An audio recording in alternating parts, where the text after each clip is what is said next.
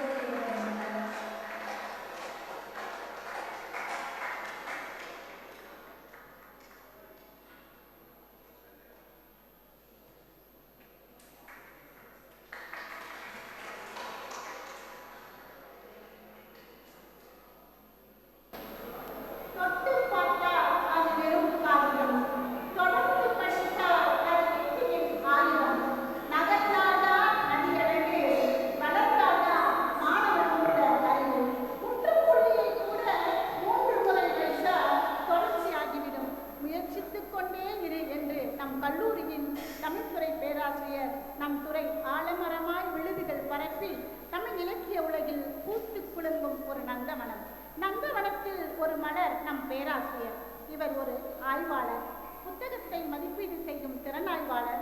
சங்க இலக்கியம் தொடங்கி தற்கால இலக்கியம் வரை ஆழங்கால் பெற்றவர். வருக தங்கள் வரவேற்புரையை வண்டமிழால் தருக. அனைவருக்கும் வணக்கம். இனிகோ தத்துவ பேரவை, இனிகோ தமிழ் பேரவை தொடக்க விழாவும் கிருஷ்ணாசுவிச்சு 25ஆம் ஆண்டு விழா 25வது நிகழ்ச்சியின் தொடக்க விழாவும் இன்று நடைபெறுகிறது. ஒரு அற்புதமான ஒரு முன்னெடுப்பு செய்கிறாங்க அந்த வானவில் பண்பாட்டு மையத்துடைய இயக்கத்தினர் திரு சுரேஷ் ஐயா அவர்கள். பாரதியை கல்வித்தளம் அனைத்தும் பாரதியாரை எப்படியாவது கொண்டு சேர்க்க வேண்டும். இன்று இருக்கக்கூடிய இளைய தலைமுறைக்கு பாரதியாரை எப்படி கொண்டு சேர்ப்பது என்பது ஒரு மிகப்பெரிய ஒரு முன்னெடுப்பாக செய்து கொண்டிருக்கிறார்கள். கிருஷ்ணா சுவிஸுடைய அந்த மேலாளர் வந்திருக்காரு, அவர் ஸ்ரீதர். அவர்கிட்ட கேட்டேன், என்ன எதுக்கு இவ்வளோ பண்ணுறீங்க அப்படின்னும் பொழுது, நாங்கள் ஒரு ஸ்வீட் விற்கிறோம், அதில் ஒரு லாபம் கிடைக்குது, அந்த மாணவர்களுக்கு கொண்டு போய் சேர்க்கறது தான் எங்களுடைய முதன்மையான பணி அப்படின்னு சொல்லி சொன்னாங்க. தன்னுடைய நிறுவனத்து மூலியமாக ஒரு தமிழ் துறை செய்கிறாங்க, மற்ற துறை செய்கிறாங்கன்னா அது வேறு விஷயம். ஒரு ஸ்வீட் கம்பெனி பாரதியை மக்களுக்கு கொண்டு போய் சேர்க்கணும்னு சொல்லக்கூடிய இந்த முன்னெடுப்பு ஒரு மிகப்பெரிய ஒரு பணியாக நிறுவனத்திற்கும் நிறுவன மேலாளர்கள் அவர்கள் வருக என வரவேற்கிறேன். வானவில் பண்பாட்டு மையம் ஒரு நிகழ்ச்சி ஒருங்கிணைப்பாளர் திரு பர்வீன் சுல்தான் மேடம் தான் முதல்ல நம்மளை தொடர்பு கொண்டாங்க. இனிக தொடக்க விழாவும் இந்த கிருஷ்ணா ஸ்வீட்ஸும் வானவில் பண்பாட்டு மையம் இருக்கக்கூடிய இந்த கல்வி தளம் அழைக்கும் பாரதி என்ற ஒரு நிகழ்ச்சியை நீங்கள் நடத்தணும் அப்படின்னாங்க. அந்த நிகழ்ச்சியை முன்னெடுப்பு செய்த திரு பர்வீன் சுல்தான் அவர்களுக்கும் திரு சுரேஷ் ஐயா அவர்களையும் வருக என வரவேற்கிறேன்.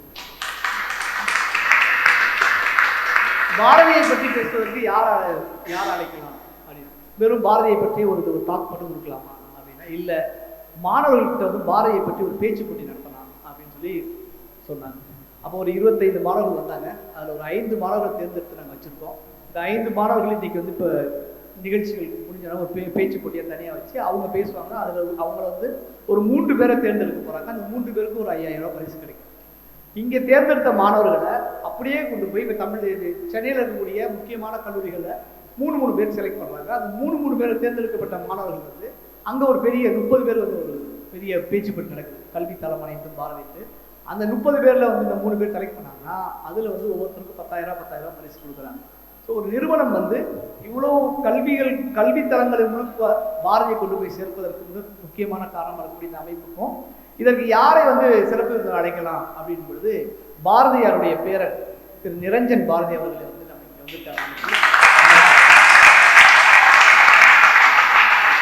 சிறு வயதில் நம்ம பாரதியை படிச்சுட்டே இருப்போம். பாரதியார் குடும்பத்திலிருந்து ஒருத்தர் நம்ம பார்ப்பது என்பது மிக ஒரு அரிதான ஒரு காரியம்.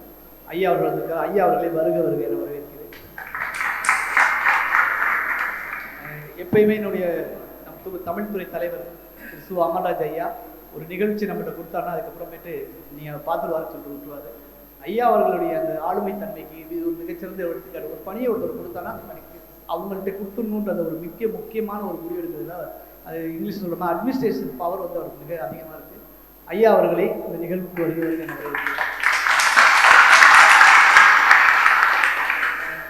நமக்கு முன்னாள் டீனாக இருந்து இப்போ இருக்கக்கூடிய திரு டேவிட் ஸ்டான்லி ஐயா அவர்கள் எல்லா விஷயங்களையும் நான் குடும்ப விஷயங்கள் கூட அவரை ஷேர் பண்ணி பேசிகிட்டு இருப்பேன்.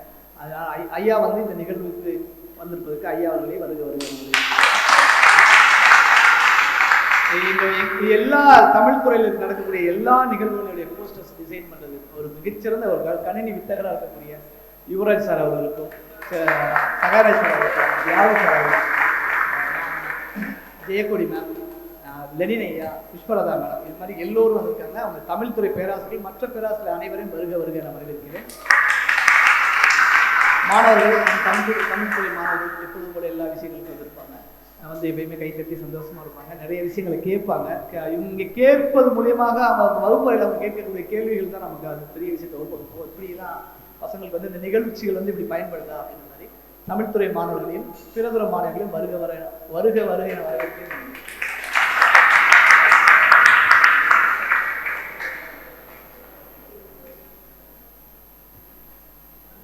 வரவேற்புரை நல்கிய பேராசிரியருக்கு மிக்க நன்றி. அடுத்து பொன்னாடையை அணிவித்து சிறப்பு செய்ய இருக்கும் நிகழ்வு நமது சிறப்பு விருந்தினர் நிரஞ்சன் ஐயா அவர்களுக்கு நமது துறை தலைவர் ஐயா சிறப்பு செய்வார்கள்.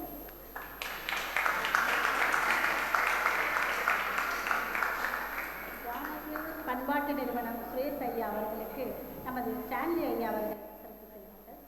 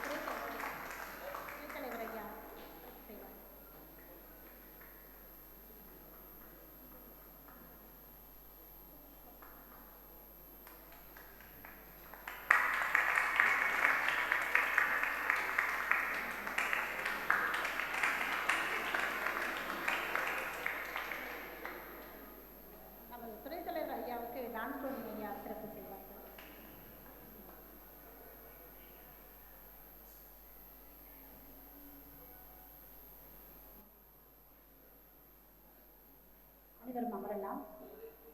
விரிக்கும் வரை சிறகுகள் கூட நமக்கு பாரம்தான். விரித்து பார்த்தால் வானம் கூட நெடும் தூரம். வாருங்கள் தொட்டு விடும் சிகரத்தை என்று ஒவ்வொருவரையும் இலக்கு ஒன்றை மனதில் பொருத்தி கணக்கு இன்றி உழைப்பை புகுத்தி துவள வைக்கும் தோல்வி தகர்த்து மனம் முழுவதும் நம்பிக்கை சுமந்து தொடர்ந்து முயற்சி செய் இளைஞனே என்று ஒவ்வொரு நாளும் வகுப்பறையிலும் தொடர்ந்து நம்பிக்கை விதைகளை நாளும் விதைத்து வருபவர் நம் தமிழ்துறை தலைவர் முனைவர் சு. அமல்ராஜ் ஐயா. அந்த நாற்றாங்காலில் விளைந்த நல் முத்துக்கள் இதோ நீங்கள் நாளைய உலகை தன் வசப்படுத்தும் தமிழ்துறை மாணவர்களே. தங்கள் அத்தனை பேரின் கரவொலி எழுப்பி அழைக்கின்றோம். வாருங்கள், தலைமையுரை ஆற்ற அன்போடு அழைக்கின்றோம். இனிகோ லோயலா இக்னாசியார் ஸ்பானிஷ் நாட்டிலே பிறந்து புனிதர்களால் வாழ்வால் ஈர்க்கப்பட்டு அணையா தீபத்தினை இளைய சமூகத்திற்கு ஏற்றிவிட்டு போர் வீரராய் இருந்து புனிதராகிய நமது கல்லூரியினுடைய பாதுகாவலர், இந்த நம்ம கல்லூரியை நடத்தக்கூடிய இயேசு சபையினை நிறுவிய நிறுவனர், அவருடைய அதே சமூக அக்கறை, அதே சமூக பணியை தான் இன்றும் நாம் தொடர்ந்து கொண்டிருக்கின்றோம். இங்கே கடவுள் வாழ்த்து பாடுறப்ப வரிகள், அந்த வரிகளை நீங்க பார்த்தீங்க அப்படின்னா, மாணவர்கள் கடவுள் வாழ்த்து தொடங்குறப்ப அந்த வரிகள், உன் வசனம் என் வாழ்வில் உணர்வில் அப்படின்னு அந்த வரிகளை தொடங்கினாங்க. அதை பாரதின்னு போட்டுக்கிட்டாலும் பொருந்தும். பாரதியினுடைய வசனம், பாரதியினுடைய மொழி, பாரதியினுடைய எழுத்து நம் வாழ்வில் பல உணர்வுகளை, பாதிப்புகளை ஏற்படுத்தி கொண்டிருக்கிறது. எனவே அந்த இனிகோ இக்னேஷியஸ், இனிகோங்கிற பேருக்கு என்று பொருள். நம்மளுடைய கல்லூரியினுடைய லட்சிய வார்த்தை லெட் யுவர் லைட் ஷைன், உங்களுடைய ஒளி மனிதன் ஒளியரட்டும் என்பது. எனவே அந்த ஒளியை பாரதியும் தொடர்ந்து எடுத்து சென்றது. இப்போ ஏன் இந்த நிகழ்ச்சி நடத்துறோம் அப்படின்னா, எதிர்காலத்தில் இங்க இருக்கக்கூடிய ஒவ்வொரு மாணவர்களும் இளையோர்களும் இந்த ஒளியை தொடர்ந்து எடுத்து செல்ல வேண்டும். இக்னாசியார் தொடங்கிய அந்த ஒளியை, அந்த டார்ச், அது எப்படி ஒலிம்பிக்ஸுக்கு அந்த டார்ச் உலகம் முழுவதும் அது பயணம் செய்தோ, அது மாதிரி அவருடைய அந்த நெருப்பு, அந்த ஒளி, பாரதியும் அந்த நெருப்பையும் ஒளியும் சமூகத்தை மாற்றத்திற்கான ஒரு ஒளியாக அவர் எடுத்து சென்றதை போல, இங்கு கலந்து கொண்டு இருக்கக்கூடிய ஒவ்வொரு மாணவர்களும் இதை நீங்க எடுத்துட்டு போனோம். அப்பதான் இந்த சமூகத்துல கொண்டு போய் இதனுடைய பலன், இதனுடைய பயன் சமூகத்துல கிடைக்கும். ஏன் மாணவர்களை வச்சு இந்த மாதிரிலாம் நிகழ்ச்சிகள் நடத்துறோம் அப்படின்னா, இந்த ஒரு நெருப்பு இல்லையா, பாரதியினுடைய வரிகள்ல சொன்னோம்னா, அங்க ஒரு நெருப்பை கண்டேன், அந்த நெருப்பு பாரதியினுடைய வரிகளிலே வரக்கூடியது. வெந்து தணிந்தது காடு, தழல் வீரத்தில் குஞ்சென்றும் மூப்பென்றும் உண்டோ அப்படின்பாரு. எனவே அந்த இளைஞர்களா இருந்தாலும் சரி, பெரியவங்களா இருந்தாலும் உங்களுக்குள்ள அந்த ஒரு ஒளி, ஒரு நெருப்பு இல்லையா, நம்ம குலோக்கியலா பேச்சு வழக்குல சொல்லணும் அப்படின்னா, தீயா வேலை செய்யணும் குமாரு அப்படிங்கிற அந்த செய்தி. அது எந்த வேலை செய்யணும் அப்படின்னா, அந்த சமூக மாற்றத்திற்கான வேலை. இந்த சமூகத்தில் இருக்கக்கூடிய மாற்றக்கு அடிப்படை கல்வியும் பொருளாதாரமும் தான். கல்வி அப்படிங்கிற விஷயத்தை பாரதியாரும் வலியுறுத்திருக்கிறாரு. புனித இக்னாசியார், இனிகோவும் அவருடைய கல்வி நிறுவனங்கள் தான் இன்னைக்கு உலகம் முழுவதும் இருக்குது. அது கிறித்துவ மதத்தினர் அல்லது மிஷனரிஸ் கல்வி நிறுவனங்களை தொடங்கினதுனால நம்ம சமூகத்துல மாற்றங்கள், பாரதியை போன்றவர்களால எழுத்துக்களால சமூகத்துல மாற்றங்கள் அப்படிங்கிறது உண்மை, நிதர்சனம். எனவே நம்மளுடைய இந்த அரங்கத்தில் இருக்கக்கூடிய நம்மளுடைய மனதிலையும் இந்த சமூகத்துல ஒரு மாற்றத்தை ஏற்படுத்தணும். அது இனிகோ இக்னாசியார் வழியா இருக்கலாம், பாரதியாருடைய வழியா இருக்கலாம். இந்த எண்ணங்கள் சமூகத்துல மாற்றத்தை கொண்டு வரணும். அதுக்கு கல்வியும் பொருளாதாரமும் தான் இந்த சமூகத்துல மாற்றத்தை கொண்டு வர முடியும். சாதிகள் இல்லையடி பாப்பான்னு பாடினாரு. இன்னைக்கும் சாதி இருக்குதுங்கிற பிரச்சனைகளை பார்க்கணும். அதை எப்படி மாற்றுவது அப்படிங்கிறது இக்னாசியாரா இருந்தாலும் சரி, பாரதியார் இருந்தாலும் சரி, கல்வியவும் பொருளாதாரத்தையும் இந்த சமூகத்துல கொடுத்தோம்னா தான் மாற்றங்களை கொண்டு வர முடியும் அப்படிங்கிறத அவங்க சொல்றாங்க.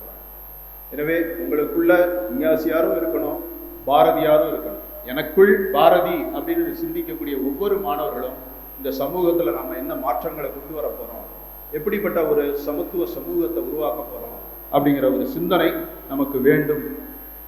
கல்விக்கும் மக்களுக்கும் தொண்டாற்ற வேண்டும் என்ற உயரிய கொள்கையினை விதைத்த லோயோலா இக்னாசியாரால் அவருடைய பெயராலேயே இந்த லோயோலா நிறுவனம் இயங்கிக் கொண்டிருக்கிறது. இக்கல்வியாண்டின் இனிகோ தமிழ் பேரவையின் தலைவராக முனைவர் டான்ஸ்டோனி அவர்கள் பொறுப்பேற்று இந்த முதல் நிகழ்வை, சிறந்ததொரு நிகழ்வை ஏற்பாடு செய்திருந்தார்கள். அவருக்கு நாம் அனைவர் சார்பாக பாராட்டுகளை, வாழ்த்துக்களை தெரிவித்துக் கொள்கிறோம். இந்த நிகழ்வுக்கு இசையும் அனுமதியும் வழங்கிய எம் கல்லூரியினுடைய முதல்வர், செயலர் தந்தை அவர்களுக்கு இருவருக்கும் எங்களுடைய தமிழ்துறை சார்பாக நன்றியையும் வணக்கங்களையும் உரித்தாக்குகின்றேன். தமிழ்துறையினுடைய எல்லா முன்னெடுப்புகளிலும் முன்வகிக்கக்கூடிய என்னுடைய நண்பர், போன மார்ச்சில் தான் ஸ்டான்லி சாரும் யுவராஜ் சாரும் 25வது வருட அவங்களுடைய வெள்ளி விழா நிறைவை கொண்டாடினாங்க. தொடர்ந்து 25 ஆண்டுகளாக என்னோடு பணியாற்றி கொண்ட, என்னோடு ஊக்கமளித்து கொண்டிருக்கக்கூடிய முனைவர் ஸ்டான்லி அவர்களுக்கும் யுவராஜ் அவர்களுக்கும் இந்த தருணத்தில் நன்றியை தெரிவித்துக் கொள்கின்றேன். தமிழ்துறை பேராசிரியர்கள் தமிழ்துறை முன்னெடுக்கும் எல்லா செயல்பாடுகளிலும் முழு ஒத்துழைப்பை நல்கி முழுமனதோடு இங்கு பங்கேற்கக்கூடிய அவர்களை அனைவரையும் நான் மனமாற வாழ்த்தி வரவேற்கின்றேன். 100 ஆண்டு காலம் நமது கல்லூரியில் பல்வேறு பொறுப்புகளில் இருந்து தற்போது முதல்வராய் நம்மை வழி நடத்தி கொண்டிருக்கிறோம் அருள் தந்தை முனைவர் லூயிஸ் ஆரோக்கியராஜ் அடிகளார் அவர்களுக்கும் இந்த அரங்கம் பல தமிழ் சான்றோர்களால் கனம் கூடியுள்ளது. இன்னைக்கு இந்த அரங்கத்துல ஒரு வரலாற்று பதிவு, இந்த பாரதியினுடைய 7 பேர், நிரஞ்சன் பாரதி அவர்கள் நம்முடைய பாரதிக்கு 2 மகள்கள், அதுல ஒரு மகளுடைய அந்த வழியில வரக்கூடிய 7 பேர் அவருடைய பரம்பரை, அந்த தலைமுறையில பாரதியாருடைய இதுல வந்திருக்கிறாங்க. இன்னும் தொடர்ந்து தன்னுடைய எழுத்துக்களால், நீங்க உங்களுக்கு தெரியணும் அப்படின்னா, அஜித் நடிச்ச மங்காத்தா திரைப்படத்துல பாடல் வரிகள் எழுதியிருக்கக்கூடியவர் உங்களுக்கு அறிமுகமாக. அதே நேரத்தில் அவர் நிறைய மேடைகள்ல, கவியரங்குகள்ல, மாணவர்கள் மத்தியில பல இடங்கள்ல ஊக்க உரையாக, இலக்கிய உரையாக தன்னுடைய உரை நிகழ்த்தி கொண்டிருக்கக்கூடியவர். அதுக்கடுத்து நம்மிடையே ஒரு மோட்டிவேஷனல் டாக்கராக இருக்கக்கூடிய திருவாளர் அவர்கள் நம்மிடையே வந்திருக்கின்றார்கள். அவருடைய பெயர் சுரேஷ் மல்லையா. அவர்களையும் நம் அனைவர் சார்பாக வருக என்று வரவேற்கின்றேன். அவர் மாணவர்களுக்கு எழுச்சி உரை பல இடங்களில் நிகழ்த்தக்கூடியவர். மாணவர்களுக்கு மட்டும் இல்லை, தொழில் நிறுவனங்களில் நிகழ்த்தக்கூடியவர். எனவே அவரையும் அன்போடு வரவேற்கின்றேன். இந்த வானவில் பண்பாட்டு மையத்தினுடைய அமைப்பு செயலாளர், தமிழக அரசினால் கலைமாமணி விருது பெற்ற நாட்டிய கலைஞர் திருமதி சோபனா ரமேஷ் ஒரு ஆளுநர் அவர்களை மேடைக்கு அன்போடு அழைக்கின்றேன். அவர்கள் நம் அனைவர் சார்பாக அவர்களை வருக என்று பணிவன்புடன் வரவேற்கின்றேன். இந்த அரங்குக்கு முழு முதல் காரணமாக இருந்தவர்கள் மொழியரசி பேராசிரியர் முனைவர் மருவின் சுல்தானா அவர்களும் கூட விரைவில் வந்து கலந்து கொள்ள இருக்கின்றார்கள். எனவே அவர்களையும் அன்போடு வரவேற்கின்றேன். மகாகவி பாரதியின் சிந்தனைகளை வளரும் இளம் தலைமுறையினரிடம் கொண்டு செல்லும் உயரிய நோக்கில் இந்த வானவில் பண்பாட்டு மையம் பல முன்னெடுப்புகளை நிகழ்த்தி கொண்டிருக்கிறது. அவர்களோடு இணைந்து தமிழ்துறை, லயோலா கல்லூரி தமிழ்துறை இணைந்து இந்த நிகழ்வை நடத்துவதிலே நாங்கள் மகிழ்ச்சி அடைகின்றோம். ஆலைகள் வைப்போம், கல்வி சாலைகள் வைப்போம், ஓய்தல் செய்யும் ஒரு தலை சாயுதல் செய்யும் என்ற முண்டாசு கவிஞனின் வரிகளுக்கு இலக்கணமாக இந்த கல்வி நிறுவனம், இயேசு சபையினருடைய இந்த கல்வி நிறுவனம் அதனுடைய பங்களிப்பு இருக்கின்றது என்பதை நாம் மறுக்க இயலாது. கல்வியால் மட்டுமே இந்த சமூகத்தினை மாற்ற முடியும், இந்த சமூகத்தில் ஒரு மாற்றத்தை ஏற்படுத்த முடியும் என்ற உண்மையை உணர்ந்து நாம் இந்த கல்வியை சமூக மாற்றத்திற்கான ஆயுதமாக பயன்படுத்துவோம். இதைத் தொடர்ந்து இங்கு பேச்சு போட்டியில் பங்கேற்ற, அதில் தேர்வு செய்யப்பட்டு இங்கு மேடையில் பேச உள்ள மாணவர்களையும் பாராட்டி, தமிழ்துறை பேராசிரியர்களையும் மாணவர்களையும், தமிழ்துறை மாணவர்களையும் பிறதுறை மாணவர்களை வரவேற்று பாராட்டி விடைபெறுகின்றேன். நன்றி, வணக்கம்.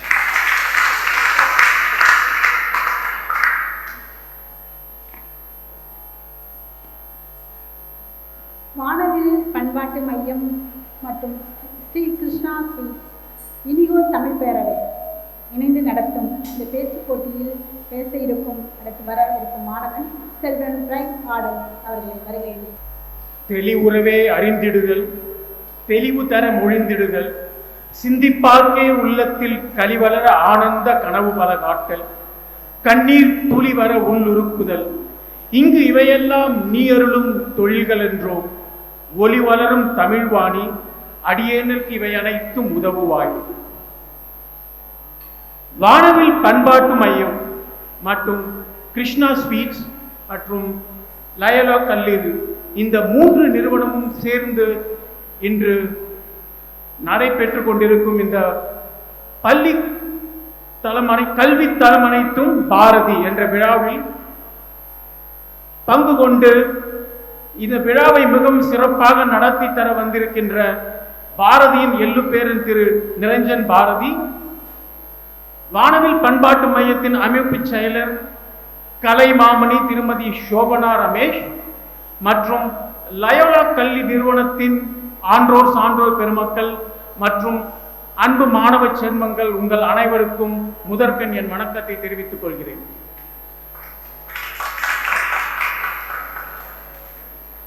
பாரதி ஒரு தீர்க்கதரிசி, பாரதி விஷனரி பார் எக்ஸலன்ஸ் என்ற இந்த கண்ணோட்டத்தில் ஒரு சில பாரதியின் பாடல்களில் ஒரு சில சரணத்தை தொட்டு காட்டி ஏன் பாரதி எனக்குள் ஒரு பாரதியாக திகழ்கிறான் என்பதை உங்களுக்கு சுட்டிக்காட்டி பிறகு இந்த அமைப்பை பற்றி சில வார்த்தைகள் பேச விரைந்துள்ளேன்.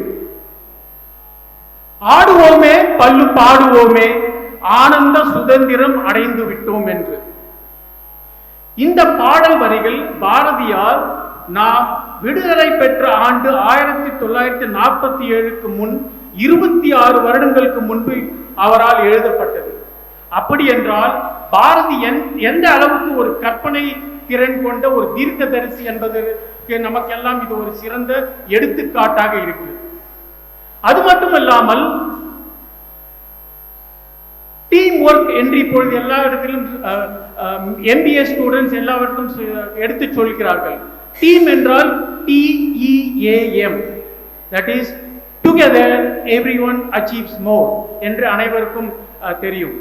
ஆனால் இதை குழந்தை பருவத்திலிருந்து அவர்களுக்கு எடுத்து சொல்லி இந்த ஒரு மனப்பாங்கை குழந்தை பருவத்திலிருந்து எடுத்துக்கொண்டு வர வேண்டும் என்பதை பாரதி தன் பாப்பா பாட்டிலே மிகவும் அழகாக, ஓடி விளையாடு பாப்பா, நீ ஓய்ந்திருக்கலாகாது பாப்பா, கூடி விளையாடு பாப்பா, ஒரு குழந்தையை வையாதே பாப்பா, ஓடி விளையாடு பாப்பா. உங்க பிசிக்கல் எக்ஸசைஸ், உங்களுடைய உடல் தளம் மனநலத்தோடு எப்படி இருக்க வேண்டும் என்பது ஓடி விளையாடு பாப்பா, கூடி விளையாடு பாப்பா, நீங்க தனியாக இருக்காதீர்கள், கூடி விளையாடுங்கள் என்று அந்த டீம் ஒர்க்கை அந்த குழந்தை பருவத்திலிருந்தே அவர்களது மனதில் மிகவும் ஆணித்தரமாக சென்று சேர வேண்டும் என்பதற்காக இந்த குழந்தை பாட்டில் எழுதிய பாடல். அடுத்ததாக இன்று நாம் பண்டம் மாற்று முறை என்று ஒரு நெகோசியேஷன் ஸ்கில், இந்த கமர்ஷியல் ஆக்டிவிட்டிஸ்ல அது ஒன்று இருக்கிறது. அதை பாரதி தன் பாடலிலே கங்கை நதிபுறத்து கோதுமை பண்டம் காவிரி வெற்றிலைக்கு மாறு கொள்வோம், சிங்க மராட்டியர் தம் கவிதை செய்து சேரத்து தந்தங்கள் பரிசளிப்போம். கங்கை நதிபுறத்து கோதுமை பண்டம் காவிரி வெற்றிலைக்கு மாறு கொள்வோம். இதுல இருந்து என்ன செய்யறாருன்னா, நார்த்தையும் சவுத்தையும் ஈஸ்டையும் வெஸ்டையும் வந்து தேசிய ஒருமைப்பாட்டை இந்த பாடல் மூலம் கொண்டு வருகிறார். இந்த 3 கருத்துக்களை தொட்டு காட்டி இன்று நடக்கவிருக்கும் இந்த பேச்சு போட்டியில் பங்கு பெற இருக்கும் மாணவர்களுக்கு முன்பு கூட்டியே அறம் சார்ந்து அவர்களுக்கு நல்வாழ்த்துக்களை தெரிவித்துக் கொண்டு, உங்களுக்கு கொடுக்கப்பட்டிருக்கும் மணித்துளிகள் 5 மணித்துளிகள், அதில் 4 மணித்துளிகள் முடிந்த பிறகு இங்கே அவர்கள் உங்களுக்கு ஒரு எச்சரிக்கை மணி அடிப்பார்கள். அப்படி என்றால் இன்னும் நீங்கள் 1 நிமிடம் அந்த பேச்சை தொடரலாம் என்று பொருள். இந்த பேச்சு போட்டியில் கலந்து கொண்டு வெற்றி பெறும் மாணவர்களுக்கு முதல் பரிசாக ரூபாய் 2500ஐயும், இரண்டாவது பரிசாக ரூபாய் 1500ஐயும், மூன்றாம் பரிசாக 1000 ரூபாயும் சென்னையின் இனிப்பு மனிதர் என்று போற்றப்படும் திரு முரளி அவர்கள் கிருஷ்ணா ஸ்வீட்ஸின் சார்பாக உங்களுக்கு வழங்க இருக்கின்றார்கள். ஆகவே மாணவர்களே, வருக, உங்களது திறமையான பேச்சை தருக என்று கூறி இந்த வாய்ப்புக்கு நன்றி பாராட்டி விடைபெறுகிறேன். நன்றி, வணக்கம்.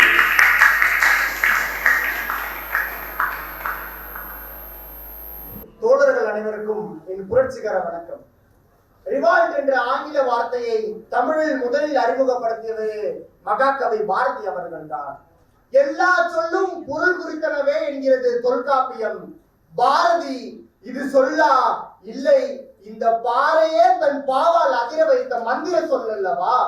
மந்திர சொல் கூட ஒலித்தால் தான் சத்தம் கேட்கும். ஆனால் பாரதி என்ற சொல்லோ நினைத்தாலே நினைப்போரின் குருதியை சூடேற்றும் அல்லவா. யார் பாரதி? தலைப்பு எனக்குள் பாரதிதான். பாரதி எனக்குள்ளே இருந்து கொண்டிருக்கிறார். இந்த சமூகத்தின் அவலங்களை பார்த்து ஒவ்வொரு நிமிடத்திலும் ஒவ்வொரு நொடியிலும் குதித்து எழுகிறார் என்றுதான் நான் சொல்ல வேண்டும். எனக்குள் பாரதி எப்படி இருக்கிறார்? ஒரு தேசப்பற்றை விதைப்பவராக இருக்கிறார். செந்தமிழ் நாடுகிற போதினிலே இந்த தேன் வந்து பாய்ந்து காதினிலே, என் தந்தையர் நாடுகிற பேச்சினிலே ஒரு சக்தி பிறந்தது மூச்சினிலே என்று பாரத நாட்டின் தேசப்பற்றை ஒவ்வொரு இடத்திலும் விதைக்க வேண்டும் என்கிறார். ஒரு சமுதாயம் எப்படிப்பட்ட சமுதாயமாக இருக்க வேண்டும்? எல்லாருக்கும் எல்லாம் கிடைக்கின்ற சமுதாயமாக இருக்க வேண்டும் என்று பொது உடைமை சமுதாயத்தை அன்றே பேசியவர் அவர். 30 கோடி ஜனங்கள் இந்த சமுதாயத்தில் வாழ்கின்றனர். 30 கோடி ஜனங்களின் சங்கம் அனைவருக்கும் பொது உடைமை, ஒப்பில்லாத சமுதாயம், உலகத்துக்கு ஒரு புதுமை, வாழ்க பாரத சமுதாயம் வாழ்கவே என்று கூறியிருக்கிறார். ஒரு சமுதாயமானது பொது உடைமை சமுதாயமாக இருந்து விட்டால் போதுமா? இங்கு வாழ்கின்ற ஒவ்வொரு மனிதனுக்கும் உணவு கிடைக்க வேண்டும் என்கிறார். தனி மனிதனுக்கு உணவில்லை என்று ஜகத்தினை அழித்திடுவோம் என்றார் மகாகவி பாரதி அவர்கள். ஆனால் இன்று ஒருவன் பட்டினியாக இருக்கின்ற பொழுது நாம் அடுத்த வேலைக்கு உணவை சேர்த்துக் கொண்டிருக்கிறோமே. இதை பார்க்கின்ற பொழுது எனக்குள் இருக்கின்ற பாரதி கொதித்திருக்கிறார். ஒரு சமுதாயம் எப்படிப்பட்ட சமூகமாக இருக்க வேண்டும்? பாரதி அவர்கள் தன்னுடைய பிறப்பின் அடையாளமான பூநூலை கழற்றி வைத்து விட்டு தன்னுடைய குடும்பத்திற்கு ஒரு தாழ்த்தப்பட்டவனை கனகலிங்கத்தை அழைத்து வந்து அவனுக்கு பூநூல் போட்டு இன்று முதல் நீ பிராமணன் என்று சொன்னாரே, அங்கே சமூக சீர்திருத்தத்தை வித்திட்டவர். இன்று நாம் அப்படியா இருக்கின்றோம்? காக்கை குருவி கூட எங்கள் ஜாதி என்று சொன்னவர். ஆனால் இன்று மனிதனுக்குள்ளே சொந்த மதத்துக்குள்ளே இவன் என் சாதிகாரன், இவன் என் ஜாதிக்காரன் என்று பிரிவினை பேசிக் கொண்டிருக்கிறோமே. வேங்கை வயலில் என்ன நடந்தது? இதை பார்க்கின்ற பொழுது எனக்குள் இருக்கின்ற பாரதி குதித்தெழுக்கிறார் என்றுதான் நான் சொல்லுவேன். வேங்கை வயலில் மனிதர்கள் குடிக்கும் தண்ணீரில் மலத்தை கலக்கின்றனர். அந்த மக்கள் பின்னால் பேட்டியில் கூறுகின்றனர், நீங்கள் எங்களுக்கு விஷத்தை கலந்து கொடுத்திருந்தால் கூட பரவாயில்லை, நாங்கள் செத்து போயிருப்போம், மனிதர்களாக எங்களுக்கு மலத்தை கலந்து கொடுத்திருக்கிறாரே. எனக்குள் இருந்த பாரதி எப்படி புதுமையாக இருக்க முடியும்? இப்படிதான் அவரும் கொதித்திருந்தார். இந்த சமூகத்தை பார்க்கின்ற பொழுது பட்டங்கள் ஆழ்வதும் சட்டங்கள் செய்வதும் பார்வையில் பெண்கள் நடத்த வந்தோம் என்றோமே. ஆனால் அவர்கள் எல்லா துறையிலும் சாதனை செய்து விட்டார்கள் என்று நாம் விட்டுவிட முடியாது. மாதர் தம்மை இழிவு செய்யும் போது இந்த மடமையை கொளுத்தோம் என்றார் பாரதி. நாம் கொளுத்தினோமா? மணிப்பூரில் 2 பெண்கள் நிர்வாணமாக நடந்து செல்கின்ற பொழுது இந்த தேசமானது என்ன செய்தது? அவர்களுக்காக என்ன செய்தது? நாம் அவர்களுக்காக குரல் கொடுத்தோமா? இதை பார்க்கின்ற பொழுது எனக்குள்ளே இருக்கின்ற பாரதி கொதித்திருக்கிறார். பாரதி எனக்குள் சரியான விதையாக தான் விதைக்கிறார். ஆனால் எனக்குள் அவர் அமைதியாக கிடைக்கின்றார். அவருடைய வெளிப்பாடு கவிதைகளாக இருந்து செயல்பாடாக மாறுகின்ற பொழுது இந்த சமுதாயம் நிச்சயமாக மாற்றம் அடையும் என்பதுதான் நிதர்சனமான உண்மை. எல்லோரும் ஓர் குலம், எல்லோரும் ஓரினம், எல்லோரும் இந்திய மக்கள், எல்லோரும் ஓர் நிலை, எல்லோரும் ஓர் விலை, எல்லோரும் இந்திய மன்னர். ஆம், எல்லோரும் இந்திய மன்னர் என்று எல்லாருக்கும் ஆளுமையை கொடுத்தவர் மகாகவி பாரதி அவர்கள். இந்த சமுதாயத்தில் செல்வ தகுதி அதிகமாக இருந்தால் அவன் பெரியவன் என்றும், செல்வ தகுதியும் வறுமை சூழலும் கம்மியாக இருந்தால் அவனை சிறியவன் என்றும் சொல்வது எந்த சமுதாயத்தில் ஒத்து வரும்? ஏழை என்றும் அடிமை என்றும் எவனும் இல்லை, சாதியில் இழிவு கொண்ட மனிதன் என்பது இந்தியாவிலே இல்லை என்று சொன்னாரே மகாகவி பாரதி அவர்கள். ஆனால் இன்று அப்படித்தான் நடக்கின்றதா? சமூக சீர்திருத்தத்தை செய்தவர், சமத்துவத்தை பேசியவர். இன்னும் சொல்ல போனால் பாரதி அவர்களுக்கு ஜாதி என்ற வார்த்தையே பிடிக்காது. ஒருமுறை கனகலிங்கம் அவரிடம் வந்து கேட்கிறார், உங்களுக்கு தாழ்த்தப்பட்டவன் திராவிடர், ஆரியர் என்ற சொல் எந்த சொல்லு உங்களுக்கு பிடிக்கும் என்று. அதற்கு மகாகவி பாரதி சொல்கிறார், எனக்கு சாதியும் பிடிக்காது, தொண்டைக்காயும் பிடிக்காது, சாதி என்ற வேற்றுமையும் பிடிக்காது, இவன் தாழ்த்தப்பட்டவன், இவன் ஆரியன், இவன் திராவிடன் என்ற சொல்லும் எனக்கு பிடிக்காது என்று சொன்னாரே. அந்த வகையில் பாரதி சமூக சீர்திருத்தத்தை செய்திருக்கிறார். எல்லாருக்கும் சமமான சமுதாயத்தை வென்றார். கடைசியாக இது ஒன்றை கூறி நிறைவு செய்கிறேன். கொஞ்ச நாட்களுக்கு முன்பு ஒலிம்பிக்கில் நான் பார்த்திருப்போம், வினேஷ் பூகத் என்ற பெண்ணுக்கு நடந்தது என்ன? அரசியலில் விளையாட்டு இருக்கலாம், ஆனால் விளையாட்டுக்குள் அரசியல் இருந்தால் இந்தியாவின் மகள் தோற்கடிக்கப்பட்டிருக்கிறார். இந்திய ஒலிம்பிக் அரசாங்கம் உலக ஒலிம்பிக் அரசாங்கத்திடம் பேசவில்லை. ஏன் பேச்சுவார்த்தை நடத்தவில்லை? ஒரு இந்திய நாட்டின் பெண்மணி ஒலிம்பிக்கில் கலந்து கொண்டு அவர்கள் அத்தனை பேர் கும்பலாக என் நாட்டு பெண்மணி என்று பெருமை கீர்த்தி சென்றோமே. ஆனால் அந்த 5 நிமிடம் முடிந்துவிட்டது. ஓகே, அவர்கள் அத்தனை பேர் கூட செல்கின்ற பொழுது அந்த பெண்ணுக்கான நீதி கிடைத்ததா? அவள் 3 நாட்களை தோற்கடித்த பொழுது கூட அவளுக்கு சோர்வு ஏற்படவில்லை. அவள் இந்த இறுதி போட்டிக்கு செல்கின்ற பொழுது நீ போட்டிக்குள் நுழையக்கூடாது என்று சொல்கின்ற பொழுது அவர் கூறுகிறார், விளையாட்டுல விளையாண்டப்ப கூட எனக்கு சோர்வு இல்லைங்க, ஆனா 3 நாட்டை தோற்கடிச்சு நான் இறுதிக்கு போட்டி சென்று நான் வெற்றி விடுவேன் என்று தெரிகின்ற பொழுது என்னை எடை அதிகமாக இருக்கின்றது என்று சொல்லி வெளியேற்றினார்களே, என்னுடைய கனவு தொலைந்து விட்டது என்று சொல்லி வெளியேறுகிறார் என்றால் இந்த சமுதாயம் எப்படிப்பட்ட சமுதாயமாக இருக்கிறது? ஒவ்வொருக்குள்ளும் பாரதி புதைந்து கிடக்கிறார் என்று நான் சொல்லுவேன். ஆனால் பாரதி வெளியே வர ஆரம்பித்தால் இந்த சமுதாயம் நிச்சயமாக சமூக மாற்றத்தை நோக்கி செல்லும் என்று கூறி பாரதி இந்த சமுதாயத்தில் இருக்கின்ற வரை நமக்கு எல்லாம் கிடைக்கும் என்று கூறி விடைபெறுகிறேன். நன்றி, வணக்கம். நன்றி பிரைன் ஆடம்ஸ் அவர்களுக்கு 23 UMT 001. அடுத்ததாக பொன் மணிகண்டன் 24 UHT 001.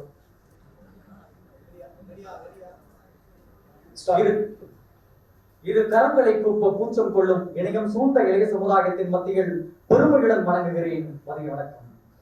கவிஞர்களின் கவிதை பிறப்பிடம் காதல். அக்காதல் என்னையும் விடவில்லை, எனக்குள் இருக்கும் பாரதியும் விடவில்லை. நீங்கள் யாவரும் ஒரு விடயத்தின் மீது ஒரு தலையாக காதல் கொள்வீர்கள். ஆனால் நானும் பாரதியும் 2 விடயங்களின் மீது காதல் கொண்டோம். அவை சமூகத்தின் மீதான காதல், மற்றொன்று பெண்ணின் மீதான காதல். இச்சமூகத்தின் மீது அவன் கொண்ட காதல் அதீத பாசத்தையும் பெரும் கோபத்தையும் உடையதாக இருந்தது. ஏனெனில் சாதியாலும் மதத்தாலும் மூட நம்பிக்கைகளாலும் மேலும் வெள்ளையினாலும் அடிமைப்பட்டிருந்த சமூகத்தை கண்டு கோபம் கொண்டான். அவன் எழுதிய ஆயிரக்கணக்கான பாடல்களில் இருந்து ஒரு பாடலை மேற்கோளாக கூறுவதன் மூலம் அவன் தீவிரத்தை புரிந்து கொள்ள முடியும். வெட்டி அடிக்கிறது மென்னல் கடல் வீரத்திரை கொண்டு வெண்ணை நெடிக்கிறது, கொட்டு எரிக்கிறது மேகம் வென்ற வெண்ணை குடையுது காற்று, சட்டட சட்டட சட்டா சட சட்டட சட்டட சட்டா என்று தாளங்கள் சுட்டி கணைக்குது வானம். அக்கனை குஞ்சொன்று கண்டேன், அதை எங்கூரு காட்டில் ஒரு பொங்கலை வைத்தேன், வெள்ளு தணிந்தது காடு என்று உக்கிரமாக ஒரு புறம் காதல் இருந்தாலும் மற்றொரு புறம் மென்மையான காதலை அவன் கண்ணமாக வைத்திருந்தான். அவன் காதலை ஒரு பாடல் மூலம் அறியலாம். சூழ்நிலை யாதனில் இருவருக்கும் இடையில் ஊழல் நிகழ்கிறது. கண்ணம்மா அவளை விட்டு மாற்று செல்கிறாள். அவளை பார்த்து பாடுகிறான்.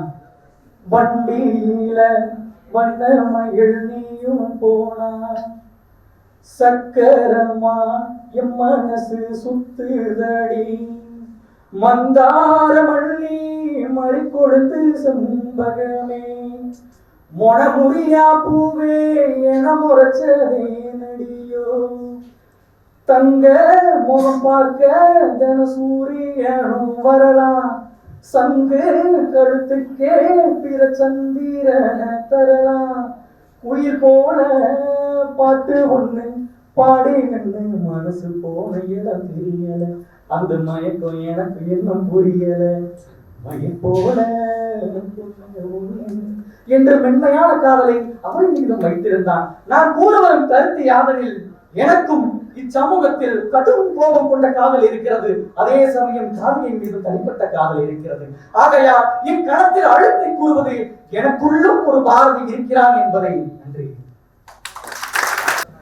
செந்தமிழே செங்கரும்பே செந்தமிழ் சீர்காக்கும் நந்த விளக்கண நாயகியே, முந்தை மொழிக்கெல்லாம் மூத்தவளே மூவேந்திரன்பே இதில் மகவே, எந்த உயிரே உயிரும் நீ மெய்யும் நீ ஓங்கும் மரமாம் நீ, பயிரும் நீ இன்பம் தருபவள் நீ, என் ஈசன் அடிக்கினல் நீ, என் முத்தமிழ் தாயே உனக்கு என் முதற்கண் வணக்கங்களை தெரிவித்துக் கொண்டு இங்கு நீதி சோழன் போச்சு சக்கரவர்த்தி போல் தீர்ப்பு சொல்ல அமர்ந்திருக்கும் நடுவர்களை வணங்கி என்னோடு போட்டியிட வந்திருக்கும் சக மாணவ மாணவியர் உங்கள் அனைவரையும் வணங்கி ஆகட்டும் என்று சொல்லி தலைப்பிற்குள் நுழைகிறேன். தாருங்கள் தங்கள் செவிகளை. நான் இன்று பேச எடுத்துக்கொண்ட தலைப்பானது எனக்குள் பாரதி. ஆம், எனக்குள் பாரதி. சிந்துக்கு தந்தை செந்தமிழ் தேனி புதிய அறம்பாட வந்த அறிஞர், மரம்பாட வந்த மரவன், பாட்டுக்கு ஒரு புலவன், தம நாட்டுக்கு ஒரு கவிஞன் என்றெல்லாம் அனைவராலும் அன்பாகவும் சிறப்பாகவும் அழைக்கப்படுபவர் எம் மகாகவி சுப்பிரமணிய பாரதியார். ஒன்றல்ல இரண்டல்ல நடுவர்களே, அவரது பல்வேறு படைப்புகளால் நான் ஈர்க்கப்பட்டேன். என்னை எனக்கு நான் யார் என்று அறிமுகப்படுத்தியது தாய் தமிழே ஆயினும் அந்த தாய் தமிழை எனக்கு சிறு வயதில் அறிமுகப்படுத்தியவர் பாரதி. அப்படிப்பட்ட பாரதியை எனக்குள் நான் எங்கு காண்கிறேன்? இன்று உலக நாடுகளில் தமிழ் பேசும் தமிழர்கள் ஏதோ ஒரு சந்தர்ப்பத்தில் பலவந்தப்படுத்தப்பட்டுக் கொண்டேதான் இருக்கிறார்கள். பாதிக்கப்பட்டவன் பேசுகிறேன். இதை காணும் பொழுது எனக்கும் கோபம் எழுகிறது. காரணம், யாம் அறிந்த மொழிகளிலே தமிழ் போல் இனிதான மொழி வேறெங்கிலும் காட்டின் இயலாது என்று பாரதி உரைக்கிறார். அப்படிப்பட்ட பாரதி எனக்குள்ளும் இருக்கிறார். ஆதலால் எனக்கும் கோபம் எழுகிறது. மதிகெட்ட மானிடா மதியுடன் எழுந்து வா, சாதி என்னும் சங்கிலியை சாலையோரம் எரிந்து வா. சாதிக்க நினைக்கும் மாணவனுக்கு சாதி என்ன சிலுவையா? சாதி மனிதனுக்கு அவசியமற்றது, சமத்துவமே போதுமானது. இது என்னால் இயற்றப்பட்ட ஒரு கவிதை. இன்றளவும் சமுதாயத்தில் நடக்கும் அநீதிகளுக்கு எதிராக எனது எழுதுகோள் எழுந்து நிற்கிறது என்று சொன்னால் காரணம், எனக்குள் சாதி இல்லையடி பாப்பா என்று உரைத்த பாரதி எனக்குள் உறங்கிக் கொண்டுதான் இருக்கிறார்.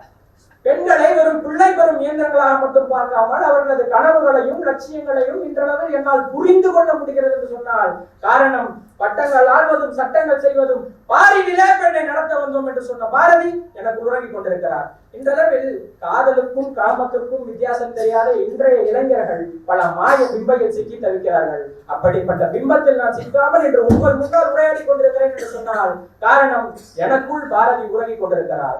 எனவே மாணவ செல்வங்களே, நம் தாய் மண்ணிற்கும் தாய் மொழியிற்கும் ஏதேனும் ஒரு பிரச்சனை இருந்தால் முதலில் குரல் கொடுப்பது மாணவ சமுதாயமாக இருக்க வேண்டும் என்று சொல்லி இதற்கு சிறந்த எடுத்துக்காட்டு நம் வெளிநாடு நடந்த ஒரு எழுச்சி போராட்டம் உங்கள் அனைவருக்கும் நினைவிருக்கும் என்று நினைக்கிறேன். ஜல்லிக்கட்டு. அந்த போராட்டத்தில் ஒட்டுமொத்த தமிழகமே திரண்டு பிரளயமே வெடித்தது. அந்த போராட்டத்தில் எல்லாம் மெட்ராஸ் மிரண்டது, அலங்காநல்லூர் அலறியது, சிவகங்கை சீறியது, தஞ்சாவூர் தகண்டது, திருநெல்வேலி திணறியது, ஓயம்பூர் வியந்தது, கோவை கொண்டாடியது, ராமநாதபுரம் ரணகலமானது, பொள்ளாச்சி புலந்து கட்டியது, வேலூர் வேட்டையாடியது, காஞ்சிபுரம் கர்ஜித்தது, நாகை நடுங்கியது, அரியலூர் அமர்க்கலமானது, விழுப்புரம் வீர் கொண்டது, கடலூர் கலங்கியது, மதுரை மலர்ந்தது. இதனால் தமிழகமே தலை நிமிர்ந்தது. இந்தியாவே தாய் மண்ணிற்கும் தாய் மொழியிற்கும் ஏதேனும் ஒரு பிரச்சனை என்றால் முதலில் குரல் கொடுப்பது மாணவ சமுதாயம் மற்றும் இளைஞர் சமுதாயமாகவே இருக்க வேண்டும். ஆகவே பேசிக் கொண்டிருக்கும் மிக்கணமே என் உயிர் மறைந்தாலும் மரமாக எழுந்திடுவேன், தமிழ்கனியை கொடுத்திருவேன். உங்களுக்குள்ளும் ஒரு பாரதியார் ஒளிந்து கொண்டிருக்கிறார். தமிழ் பேசும் அனைத்து தமிழர்களுக்குள்ளும் ஏதோ ஒரு அணுக்களில் பாரதியார் ஒளிந்து கொண்டுதான் இருக்கிறார். உங்களுக்குள் இருக்கும் பாரதியாரை தேடி கண்டுபிடியுங்கள். வாழ்வில் நீங்களும் மேன்மை அடையலாம். வாய்ப்பளித்த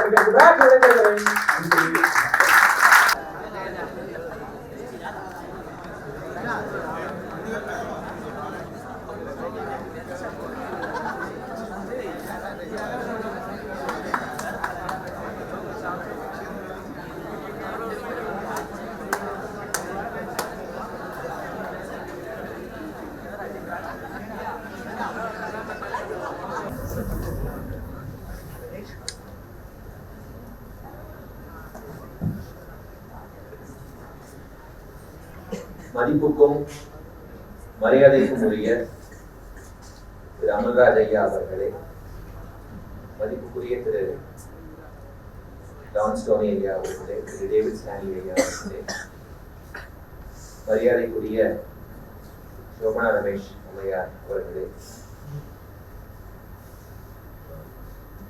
என்னுடைய பேரன்புக்கும் பெரும் நேசத்துக்கும் உரிய பேராசிரியர்களே, தமிழ் நண்பர்களே, எல்லாவற்றுக்கும் மேலாக இந்த அரங்கத்தையே அதிர வைத்துக் கொண்டிருக்கும் மாணவர்களாகிய அழகிய தமிழ் மகன்களே, அழகிய தமிழ் மகன்களே, உங்கள் அனைவருக்கும் என்னுடைய அன்பான வணக்கம்.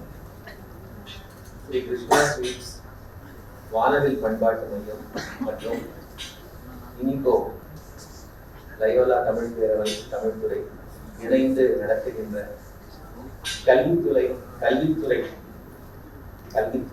கல்வித்தளம் அனைத்தும் பாரதி என்கின்ற நிகழ்ச்சியில உங்க முன்னாடி எனக்குள் பாரதி அப்படிங்கிற தலைப்புல பேசுவது எனக்கு ரொம்ப ரொம்ப மகிழ்ச்சியாக இருக்கு. இந்த பொன்னான வாய்ப்பை எனக்கு ஏற்படுத்தி கொடுத்தமைக்காக முதற்க நான் நன்றி சொல்லிக்கிறேன். பல வருடங்களுக்கு முன்னாடி ஒரு 15-16 வருடங்கள் இருக்கும். அப்போ நான் இந்த கல்லூரிக்கு வந்தேன். அப்போ உங்களை மாதிரி நான் ஒரு மாணவனாக இருந்தேன். ஒரு என்ட்ரன்ஸ் எக்ஸாம் எழுதுறதுக்காக வந்தேன். என்னுடைய பெரியப்பா திரு அர்ஜுன் பாரதி அவர்கள், பாரதியாருடைய கொள்ளு பேரர், என்னுடைய அப்பாவுடைய சொந்த அண்ணன், அவரும் இந்த கல்லூரியில் தான் படித்தார். ஒரு விதத்தில் ஏதோ ஒரு பாரதியார் கனெக்ஷன் இருக்கு இந்த கல்லூரிக்கு எனக்கு. முதல்ல ஒரு டிஸ்க்ளைமர் சொல்லிக்கிறேன் எல்லாருக்கும். என்னடா என்ன ரொம்ப பேசிட்டே இருக்கானே பூமரங்கள் மாதிரி அப்படின்னு நீங்க நினைக்க வேண்டாம். சுருக்கமா என்னுடைய கருத்துக்களை வந்து உங்ககிட்ட பகிர்ந்து கொண்டு நான் வந்து விடைபெற்று விடுவேன். உங்களுடைய ஒரு நண்பனா, உங்களுடைய ஒரு சகோதரனா நான் இந்த நிகழ்ச்சிக்கு வந்திருக்கேன். முதல்ல ரொம்ப மகிழ்ச்சியா இருந்தது.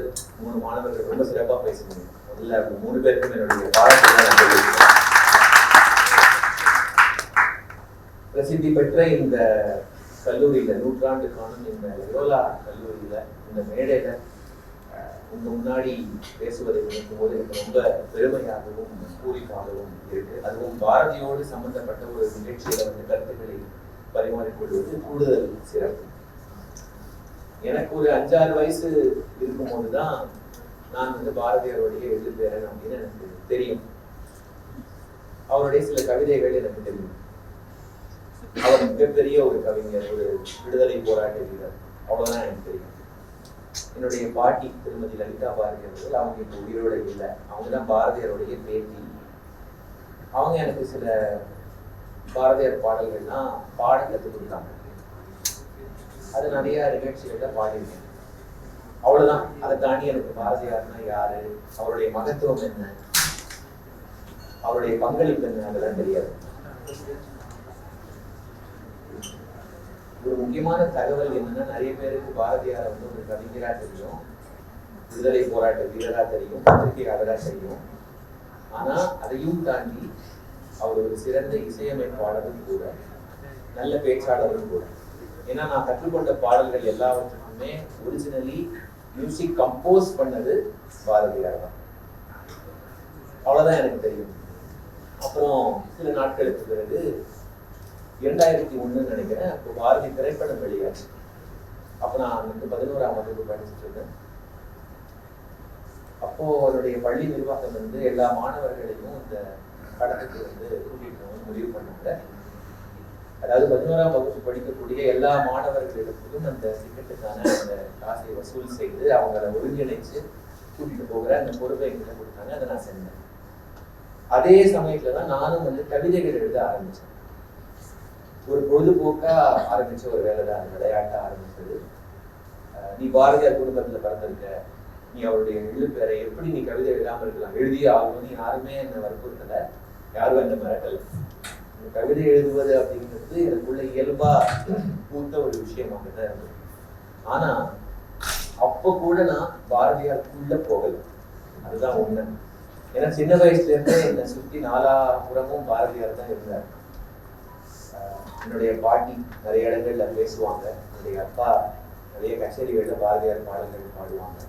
எனக்கு கொஞ்சம் கவிதைகள் அங்க வந்து இங்கே வந்து தெரியும், அவ்வளவுதான். ஆனா அந்த வயசுல எனக்கு ஈர்ப்பு வந்து வாலி, கண்ணதாசன் அவங்க கிட்டதான் இருந்தது.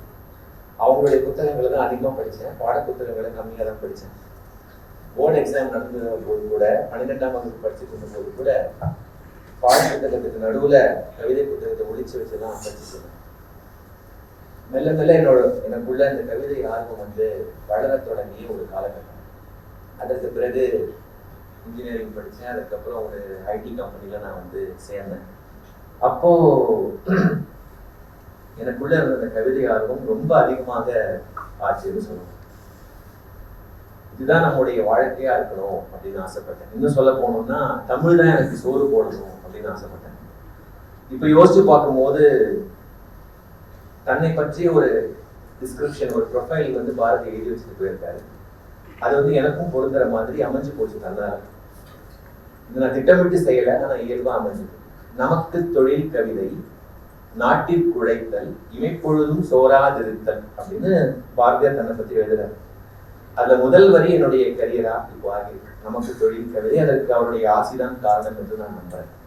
ஆனா அப்ப கூட நான் ரொம்ப பாரதியாருக்குள்ள முழுகலை. அப்புறம்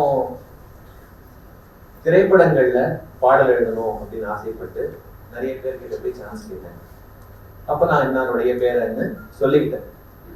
மற்ற சமயங்கள்ல நான் எந்த இடத்துலயுமே நான் மகாகவி பாரதியாருடைய வம்சாவளின்னு நானா போய் சொன்னதே கிடையாது. ஆனா எப்படியோ எல்லாருக்கும் அது தெரிஞ்சிடும். அது என்ன சீக்கிரட்னு எனக்கே தெரியல, எப்படியோ தெரிஞ்சிடும். அவர் மேல எனக்கு அன்பு உண்டு, மதிப்பு உண்டு. ஆனா நானா போய் வழிய இன்னைக்குமே சொன்னதில்லை, இன்னைக்கு வரைக்கும் நானா போய் சொல்றது இல்லை. ஆனா எப்படியோ உலகம் அதை கண்டுகொண்டு விடுகிறது. அதற்கு பிறகு 2011 ஆண்டு அப்பதான் என்னுடைய முதல் திரைப்பட பாடல் வெளியாச்சு. மங்காத்தா அப்படிங்கிற படத்துல. நிறைய பேர் நல்ல ஃபேன்ஸ் இருப்பீங்கன்னு நினைக்கிறேன்.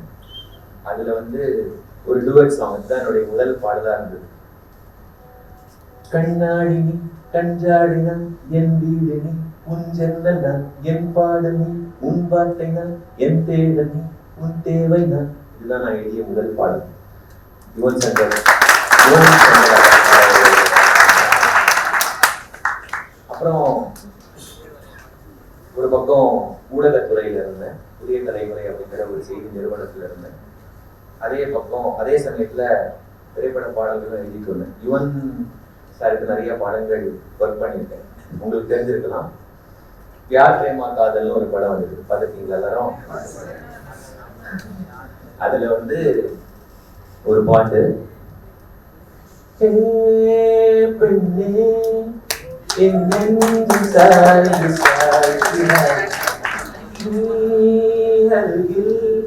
புரியாத மாயம் செய்கிறாய், உன்னை போலவே நான் இங்கே மயங்கி கிழங்கித்தான் போனேன், போதையாகத்தான் நானே தள்ளாடும் ஜீவனே.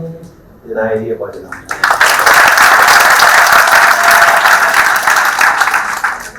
இந்த மாதிரி பாடல்கள் எழுதுறது ஒரு பக்கம் நடந்துட்டு இருந்தது. அப்போ நான் ரொம்ப பாரதியார படிக்கல. ஆனா இடையில நிறைய பள்ளிகள்ல கல்லூரிகள்ல நிகழ்ச்சிகள், பாரதி விழா, பாரதி பிறந்த நாள் விழா, பாரதி நினைவு நாள் விழா, சுதந்திர தின விழா, நிறைய கலந்துட்டேன், நிறைய பேச ஆரம்பிச்சேன். அப்போ கொஞ்சம் பாரதியார் பற்றி படிக்க வேண்டிய ஒரு நிலை ஏற்பட்டது. படித்தேன், ஆனால் ரொம்ப தீவிரமா இல்லை. அப்போ எனக்கு சில அனுபவங்கள்லாம் ஏற்பட்டது. அது நினைச்சு பார்க்கும்போது அது எப்படி அது எடுத்துக்கிறதுனே எனக்கு தெரியாம இருந்தது. ஏன்னா என் குடும்பத்தார் பலருக்கும் அது ஏற்பட்டிருக்கு.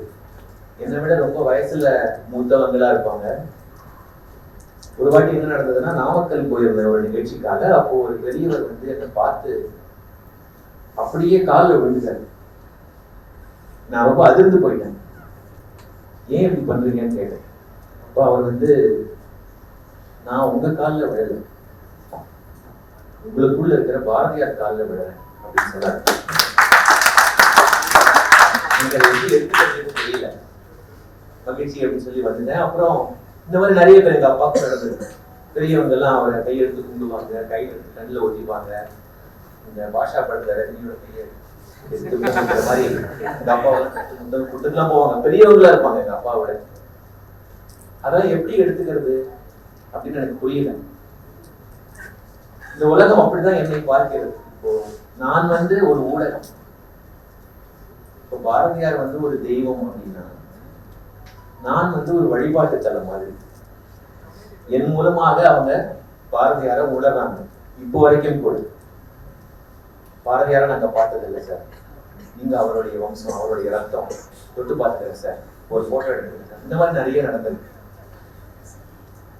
வாழ்க்கை ஓடிட்டு இருந்தது. 2021 அது பாரதியாருடைய நினைவு நூற்றாண்டு. அவர் இறந்து 100 ஆண்டுகளை வந்து ரொம்ப சிறப்பா கொண்டாடினாங்க. நம்ம தமிழக அரசும் நிறைய நல்ல அறிவிப்புகள்லாம் வெளியிட்டாங்க. அப்போ ஒரு எழுச்சி ஏற்பட்டது, எனக்குள்ளேயும் ஏற்பட்டது. உண்மையிலேயே பாரதியார் வந்து எனக்குள்ளே என்ட்ரி கொடுத்த தருணம் அதுதான், 2021 தான். அப்போ அந்த ஒரு மூட், அந்த ஒரு மொமெண்ட்ல அவரை பத்தி நிறைய தெரிஞ்சுக்கிட்டேன், நிறைய படிச்சேன். அப்பதான் தெரிஞ்சது நான் எந்த அளவுக்கு வந்து மிஸ் பண்ணியிருக்கேன் அவரை தெரிஞ்சுக்காம அப்படின்னு. ஏன்னா அவர் வந்து விடுதலை போராட்ட வீரர், மகாகவி, பத்திரிகையாளர், அவ்வளவுதான் எல்லாருக்குமே தெரியும். பிறந்தது எட்டயபுரம், இருந்தது சென்னை, அவ்வளவுதான். அவருடைய சில பிரபலமான பாடல் வரிகளை நிறைய இடங்கள்ல மேற்கோள் காட்டாங்க. இன்றைக்கு வரைக்கும் நிறைய திரைப்பட தலைப்புகள் அவருடைய கவிதையால இருக்கு, அவருடைய வார்த்தையால இன்று வரைக்கும் இருக்கு. கண்ணம்மாங்கிற வார்த்தை உங்களை மாதிரி நிறைய இளைஞர்களை இன்னும் திறங்கடிக்க தான் செய்யுது. ஆனா அது மட்டும் தானா பாரதி? இல்ல. அவர் இன்னும் போக போக உள்ள நீங்க போக போக இன்னும் இந்த யூனிவர்ஸ் மாதிரி விரிவடைந்து கொண்டே போகிறார். இன்னும் அவர் படிச்சுட்டே தான் இருக்கும். பாரதி இயல் அப்படின்னு ஒரு துறையே இருக்கு. அது எத்தனை பேருக்கு தெரியும்னு எனக்கு தெரியல.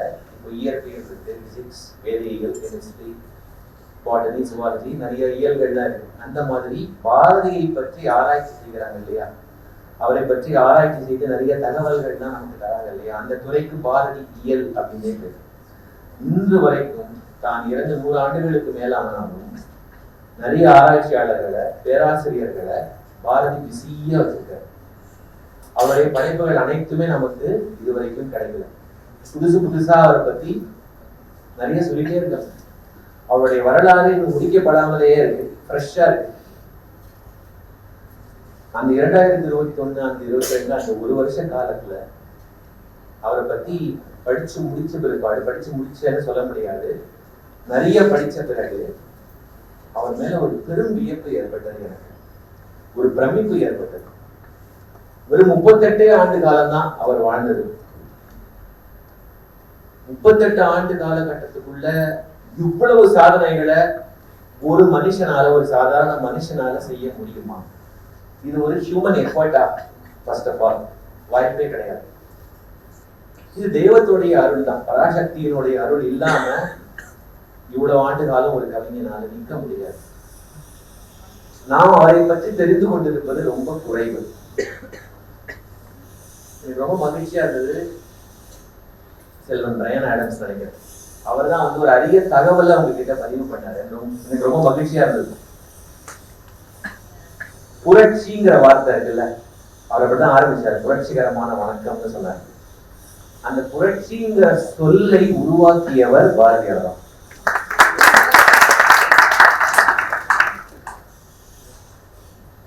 புரட்சிங்கிற சொல் மட்டும் இல்ல, அதே ஸ்பீச்ல அவர் வந்து சொன்னாரு,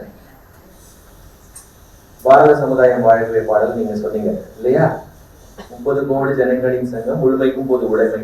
பொது உடைமை அந்த வார்த்தையை தந்ததும் பாரதி தான். அந்த மாதிரி நிறைய சொல்லலாம்.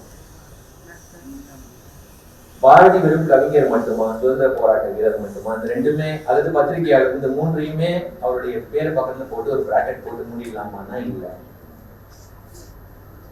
பாரதி தான் நவீன தமிழினுடைய தொடக்க புள்ளி.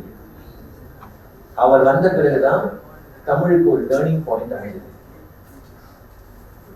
அவர் வந்த பிறகுதான் தமிழ் தாய்க்கு நாம நவீன உடை கொடுத்தோம். ஒரு மாடர்ன் பெண்ணா தமிழ் தாயை மாத்தினது அவர் தான். இன்றைக்கு நாம பேசுற தமிழுக்கு மூல காரணம் அவர் தான். அவர் ஒரு கவிஞர் மட்டுமா, பாடலாசிரியர் மட்டுமா, அதுல மட்டும்தான் புரட்சி செஞ்சாரா? அது எல்லாருக்குமே தெரியும். தமிழ நடுத்தெருவுக்கு கொண்டு வந்தவர் அவர் தான். நடுத்தெருவுக்கு கொண்டு வந்தேன்னு சொல்றேன், நீங்க பயப்பட வேண்டாம். அவர் வர்றதுக்கு முன்னாடி தமிழ் எங்க இருந்தது தெரியுமா? பெரிய பெரிய அரண்மனைகள்ல பண்டிதர்கள் மத்தியில தான் தமிழ் இருந்தது. அவங்களுக்கு மட்டும் புரியுற மாதிரி தான் எல்லாரும் எழுதிட்டு இருந்தாங்க. ஒன்று தெய்வத்தை புகழ்ந்து, அரசரை புகழ்ந்து பாடுறது, அல்லது காதல் பாடல்கள் பாடுறது, இவ்வளவுதான் இருக்கும். மக்களுடைய பிரச்சனைகளை, சமுதாயத்தினுடைய பிரச்சனைகளை யாரும் ரொம்ப பாடணும். பாரதியார் அதை உடைக்கிறார். இந்த மொழி பொது மொழியா இருக்கணும், எல்லாருக்குமான மொழியா இருக்கணும்னு சொல்லி மக்கள் மொழியா தமிழை மாத்துறார். சிந்துக்கு தந்தை யாரோ பாடல் நீங்க சொன்னீங்க இல்லையா, சிறப்பு. சிந்துக்கு தந்தை அப்படிங்கிறது பாரதிதாசன் பாரதியாருக்கு கொடுத்த ஒரு பெருமை, ஒரு பட்டம். அது என்ன சிந்துக்கு தந்தை? சிந்துனா என்ன? சிந்து அப்படிங்கிறது ஒரு பெண்ணோட பேர்னு சொல்லக்கூடாது. சிந்துங்கிறது ஒரு கிராமிய பாடல் இசை வடிவம், ஒரு நாட்டுப்புற கலை பாடல் வடிவம். அவர் வாழ்ந்த காலகட்டத்துல அதுக்கு ரொம்ப இலக்கிய மதிப்பே இல்லை. ஆனா பாரதியாருக்கு அதுதான் ரொம்ப பிடிக்கும். ஏன்னா அவர் விஜயபுரத்துல வளர்ந்தவர், திருநெல்வேலியில வளர்ந்தவர். இந்த சிந்து, அதுக்கப்புறம் வந்து இந்த காவடி சிந்து, நொண்டி சிந்து, அதுக்கப்புறம் வந்து இந்த வில்லுப்பாட்டு, அப்புறம் வந்து கும்மி பாட்டு, இதெல்லாம் அவருக்கு ரொம்ப பிடிக்கும். இந்த பாடல் வடிவத்தை எடுத்துக்கொண்டு அதுல பெரிய பெரிய கருத்துக்கள், நாட்டுப்பற்று மிக்க பாடல்களை அந்த வடிவத்தில் எழுதினார். வந்தே மாதரம் என்போம், இந்த அக்னி குஞ்சு யாரோ சொன்னாங்க, கோட் பண்ணாங்க, இது எல்லாமே சிந்து பாடல்கள். இப்போ வந்து நம்ம திரைப்பட பாடல்கள்ல வந்து ஹம்மிங்லாம் கேட்கிறோம், திடீர்னு வார்த்தைகள்லாம் நடுவில் என்னன்னே புரிய மாட்டேங்குது நமக்கு, இல்லையா? ஆனா அதுக்கெல்லாம் ஒரு விதத்துல விதை போட்டவர் பாரதியார் தான். இப்போ நீங்க தான் சொன்னீங்கன்னு நினைக்கிறேன் இல்லையா, அந்த மழை கவிதை சொன்னீங்க, திக்குகள் எட்டும் சிதறி சொன்னீங்க இல்லையா, சட்டச்சட சட்டச்சட. அது என்ன சவுண்டு? அந்த சவுண்ட் இருக்கு இல்லையா, மழை பெய்யுற சவுண்டு, அதை பாடல கொண்டு வந்தவர் முதல்ல பாரதி தான். இப்படியும் பாட்டு எழுதலாம். ஏன் மழை சவுண்டு பாடல்ல வரக்கூடாதா? ஏன் அதையும் கவிதையாக்கக்கூடாதா? தத்தரிக்கிடு தத்தரிக்கிடு திட்டோம் அப்படின்னு ஏன் கவிதையில வரக்கூடாது அப்படின்னு அந்த ட்ரெண்டை உடைச்சு ட்ரெண்ட் செட்டர் ஆனவர் அவர் தான். இந்த மாதிரி நிறைய சொல்லலாம். பத்திரிகை எடுத்துக்கிட்டா தமிழ் இதழியல்ல, அதாவது தமிழ் ஜேர்னலிசம்ல முதல்ல கார்ட்டூன்ஸ், அந்த காலத்துல அதற்கு கருத்து படம்னு பேரு, கேலி சித்திரம்னு சொல்லுவாங்க, அதை தமிழ் இதழிகளுக்கு அறிமுகம் செய்தவர் பாரதி. தமிழ் பத்திரிகை உலகத்துல காலம்ஸ், இன்னைக்கு காலம்னிஸ்ட் அப்படின்னு சொல்லுவோம், பத்தி எழுதுன்னு அந்த காலத்துல அதற்கு பெயர், அதை உருவாக்கியவர் பாரதி. இந்த மாதிரி நிறைய புதுமைகள் சொல்லிட்டே போகலாம். இன்றைய தமிழ் உரைநடைக்கு ஒரு விதத்துல பிதா அவர்தான். பாரதியார் முதல்ல செய்த சாதனைகள்லாம் என்னென்ன அப்படின்னு பட்டியலிட்டா அதுவே ஆச்சரியகரமான விஷயங்களை நமக்கு சொல்லும். ஸோ மறுபடியும் நான் என்னுடைய கதைக்குள்ள கொஞ்சம் பாரதியாருக்குள்ள உணர்ச்சி வசப்பட்டு அப்படியே போயிட்டேன். அந்த ஒரு ஆண்டு காலம் 2021 2022 வரைக்கும் நிறைய அவரை பத்தி படிச்சு தெரிஞ்சுக்கிட்டேன். எனக்கு வந்து அந்த பசி அடங்கவே இல்லை. அவர் இறந்து ஒரு 100 ஆண்டுகள் ஆகியிருந்தாலும் அவருடைய வயசு பார்த்தா ரொம்ப பெருசுதான். ஆனா இன்னைக்கும் அவர் ரொம்ப ஃப்ரெஷ்ஷா இருக்கார். யார் வேணா அவர் அணுகலாம், யார் வேணா அவர்கிட்ட போய் பேசலாம், விவாதிக்கலாம், உடன்படலாம், முரண்படலாம், என்ன வேணா செய்யலாம். நீங்கெல்லாம் கூட அவர்கிட்ட போய் பேசலாம். அவர் வந்து மியூசியம்ல இருக்கிற ஒரு அருங்காட்சியகத்துல இருக்கிற ஒரு ஆன்டிக்கான ஒரு ப்ராப்பர்ட்டி கிடையாது. அவருடைய கவிதை புத்தகத்தை இப்ப நீங்க முதல்ல எடுத்து, இப்பதான் முதல்ல அவருடைய கவிதை புத்தகத்தை எடுத்து படிச்சா கூட அது இன்றைக்கு புதிதாக பிறந்த ஒரு குழந்தையை நீங்கள் கையில் ஏந்துவது போலதான் இருக்கு. அந்த அளவுக்கு புதிதாகவும் அழகாகவும் இளமையாகவும் அவர் இருக்கிறார். நான் அவர்கிட்ட இருந்து என்ன எடுத்துக்கிறேன்? இப்போ இந்த ஆண்டினுடைய தொடக்கத்துல நான் ஒரு புத்தகம் எழுதி அது வெளியாச்சு. பாரதியாருடைய கவிதைகளுக்கு உரை எழுதுகின்ற ஒரு பெரும் பணியை நான் தொடங்கியிருக்கேன். அவருடைய சுதேச கீதங்கள், அவருடைய நாட்டு பக்தி மிக்க பாடல்களுக்கு முதல் கட்டமா ஒரு 15 சாங்ஸ் தேர்ந்தெடுத்து அதற்கு நான் உரை எழுதியிருக்கேன். அது வந்து இந்த ஆண்டு சென்னை புக் ஃபேர்ல வெளியாச்சு. இந்த மாதம் இறுதியில அவருடைய புதிய ஆத்திச்சூடி, அதற்கு நான் உரை எழுதியிருக்கேன், அது வெளியாக இருக்கு. அவருடைய ஆன்மீக பரிமாணத்தை மட்டுமே ஹைலைட் பண்ற ஒரு டாக்குமெண்ட்ரி படம் அதுல ஒர்க் பண்ணியிருக்கேன். அதுக்கு ஸ்கிரிப்ட் பண்ணியிருக்கேன். அதற்கு சக்திதாசன் அப்படின்னு பேர். ஆனா ஒரு விஷயத்துல நான் ரொம்ப கவனமா இருக்கேன். என்ன அப்படின்னா, நான் நினைச்சா காலம் முழுக்க பாரதிக்குள்ளேயே இருக்கலாம்.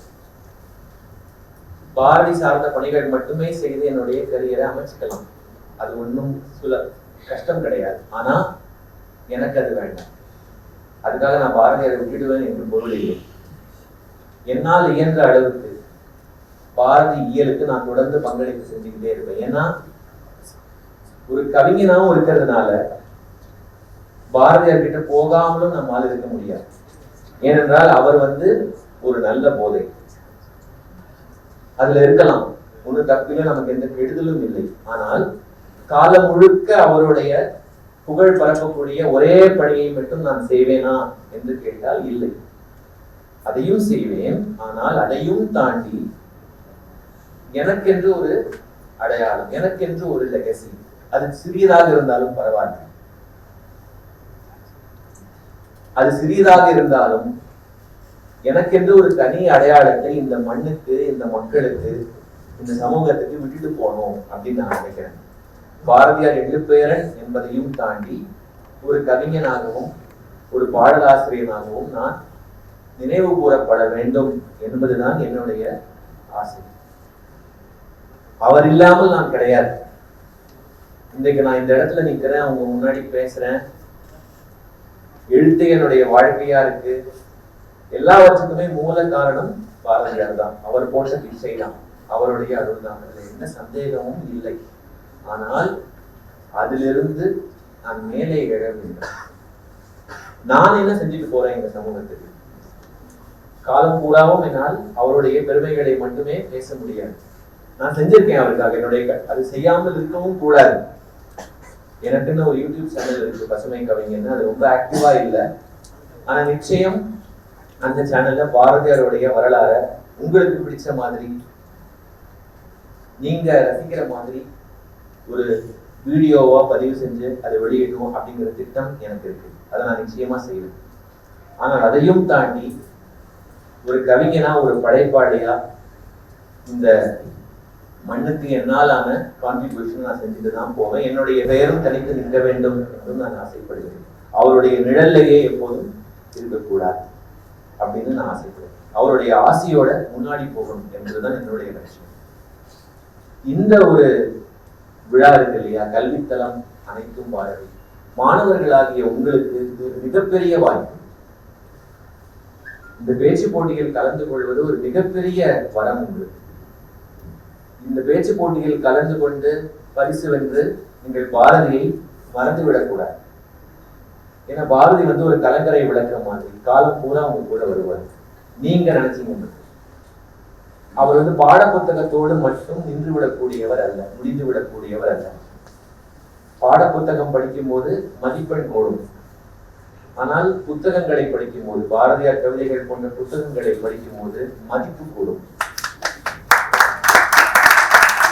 மதிப்பெண் முக்கியம், அதே போல தொடர்ந்து மதிப்பு முக்கியம். அதற்கு வாசிப்பு ரொம்ப முக்கியம். பாரதியார் நீங்க முழுமையா புரிஞ்சுக்கணும்னா அவருடைய சில கவிதைகளை மட்டும் படித்து விட்டு மேற்கோள் காட்டி நாம போயிட முடியாது. அவர் ஒரு கடல். அவருடைய உரைநடைகளை தேடி படிக்கும், கட்டுரைகள் நிறைய படிக்கும்.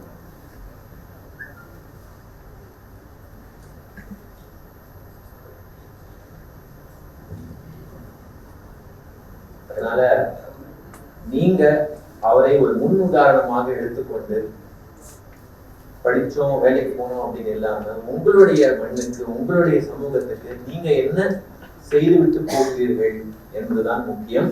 அதனால இந்த அற்புதமான வாய்ப்புக்கு மீண்டும் இந்த கல்லூரி நிர்வாகத்துக்கு நன்றி சொல்லுகிறேன். மாணவர்களாகிய உங்கள் அனைவருக்குமே என்னுடைய மனமார்ந்த வாழ்த்துக்களையும் பாராட்டுகளையும் தெரிவிக்கிறேன். பொறுமையா கேட்கவில்லை.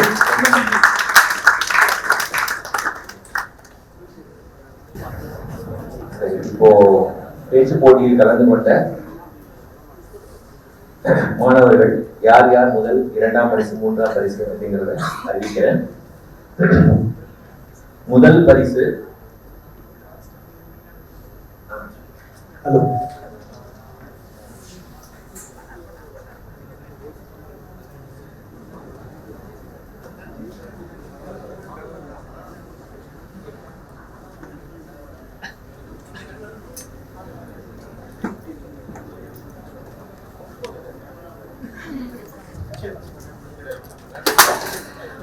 முதல் பரிசு சி பிரதீப். மூன்று மாணவர்கள் தான். பிரதீப் முதல்.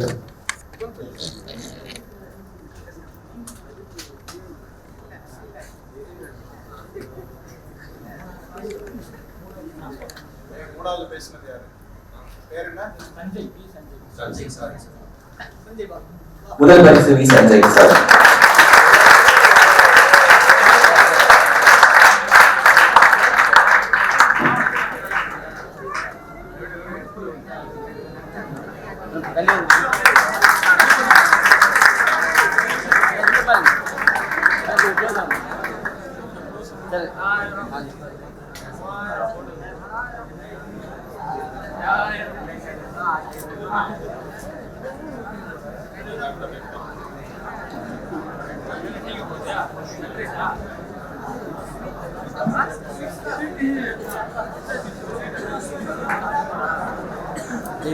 இரண்டாம் பரிசு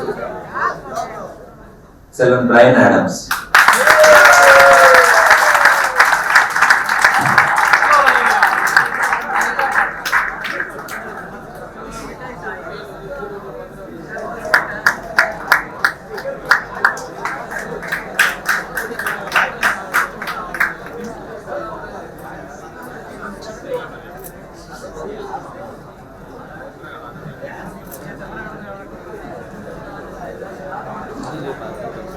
மூன்றாம் பரிசு திரு பொன்மணிகள்.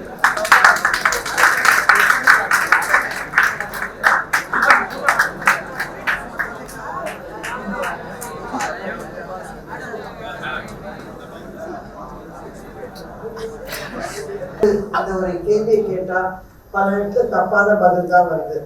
பாரதி எப்படி இருந்தார்? யாராவது சொல்லுங்க. யாரை மதித்தா?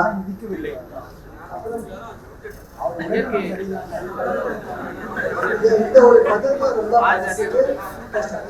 நம்ம வந்து அந்த பல நேரத்தில் நம்ம பேசும்போது நம்ம இந்த பேச்சுல வந்து நம்ம என்ன கத்துக்கிட்டோம் தான் இருக்க முடியும். பாரதியார் வந்து இழந்தது யானை மிதித்து அல்ல. அவர் எங்கே வாழ்ந்தாலும் தெரியும் இல்லையா? எல்லாருக்கும் திருப்பிள்ளைக்கேல தான் இருந்தார். அவரோட ஆசை வந்து தினம் கோயிலுக்கு போய் காசாதி கோவில தினம் போயிட்டு வருவார். வீட்டில் என்ன இருந்தது ஒன்றும் கிடையாது. ஆக்சுவலா சொன்ன மாதிரி அந்த தம்பி சொன்ன மாதிரி அவனை இழந்தது நிச்சயமா வறுமையின் காரணம் தான். இப்போ உலகமே பேசுறது அவரை பத்தி. நாங்க பேச்சுல பேசுறோம், டான்ஸ்ல பேசுறோம், எவ்வளவு கவிதை போட்டு எவ்வளவு பேச்சு போட்டு. இத்தனைக்கும் காரணம் அவர் வந்து இழந்த போது எத்தனை பேர் இருந்தார்கள் தெரிஞ்சு வரும்போது மனசுக்கு ரொம்ப கஷ்டமா தான் இருக்கும். அது ஒரு பக்கம். இப்போ அந்த நினைவை நம்ம வந்து அதை நம்ம மறந்து போய் இப்போ பல விஷயங்களை அவரோட பாடல்களை கேட்டு பேசி நம்ம வாழ்ந்துட்டு இருக்கோம்.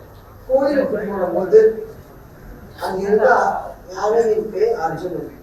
அதுக்கு வயது 38. பாரதியாருக்கு 39 வயதுலாம் இறந்து போனான்னு சொல்றாங்க. அதுக்கு இல்லை செப்டம்பர் மாசத்துல ஆகஸ்ட் மாசத்துல ஈரோடுல பெரியார் அவர் நடந்த ஒரு பெரிய ஒரு மாநாட்டுல ஜாயின் பண்ணி அங்க அப்படி பேச போய் தான் நின்று கூட போக முடியாது. ரொம்ப அஃபெக்ட் ஆன சமயம் அது. அப்படின்னு பேசிட்டு வந்தபோது அவரால் எழுதுக்க முடியாமல் போகும்போது வீட்டில் என்ன இருக்கும்? ஒன்றுமே இருக்காது. அதையும் ரொம்ப கஷ்டம். அவரை மாதிரி ஒரு மனிதனோட வாழணுங்கிறது சொன்னமா நிச்சயமா சொல்லுவார். சொன்னமா மாதிரி ஒரு அம்மா வந்து இருந்து குழந்தையும் பார்த்துட்டு அவனையும் அவருக்கு என்ன வேணுமோ அதையும் பார்த்துட்டு அவர் கோபத்தையும் வாங்கிட்டு இருந்தது சொல்ல மாட்டான். ஆனா அன்னைக்கு ஏதோ ஒரு கையில ஒண்ணு இல்லை. அவர் வந்து கோட்ல ஷர்ட்ல கீழ்ச்சலா இருந்து கோட்டு போட ஆரம்பிச்சார். அந்த ஒரு பந்தாக்கு முண்டாசு கவிஞர் தான் எல்லாமே கூப்பிடுவோம். அப்படி இருக்கும்போது யானை அந்த பாசாரி போகும்போது அந்த யானைக்கு என்ன தினம் வந்தா ஏதோ அரை வாழைப்பழம் ஏதாவது ஒரு கொடுப்பாரு. அன்னைக்கு ஏதோ இருக்குன்னு தும்பிக்கையை தூக்கும்போது அவர் மேல பட்டு அவருக்கு உடம்பு வலி இல்லாதனால கீழே விழுந்தபோது கூழைக்கண்ணன் அவரோட உயிர் நண்பர் கூழைக்கண்ணன் கூடவே எங்கிருந்தோ வந்தாருன்னு பாட்டு கூட இருக்கும். அந்த கூழைக்கண்ணன் பாரதின்னு சொல்லி அவர் 4 கால் நடுவுல விழுந்தார். அவர் அப்படியே தூக்கி தோல்ல வீட்டுக்கு அழைச்சிட்டு வந்து அப்புறம் மரணம் வந்து செப்டம்பர் 11. அவர் பிறந்தது டிசம்பர் 11. கவர்மெண்ட்ல சொல்லி அதை மாத்திருக்காங்க இல்லையா? டேட்டை வந்து செப்டம்பர். நம்ம தான் நினைக்கலாம். ஏன்னா 12 மணிக்கு மேல வந்ததுனால அது 12 ஆக்கலாம். ஆனா பாரதியாரோட வெறிகள் நண்பர்கள் பாசமுள்ள எல்லாருமே 11 செப்டம்பர் தான் நம்மலாம் அதை நம்ம நினைத்து பண்ணோம். இதுதான் இது எல்லாருக்கும் சொல்லணும்னு ஒரு ஆசை. என்னன்னா பாரதியார் யாரை மிதித்து மரணம் அடையவில்லை. இந்த விஷயத்த வந்து நிச்சயமா சொல்லணுங்கிற ஒரு ஆர்வம் தான் சொல்றேன்.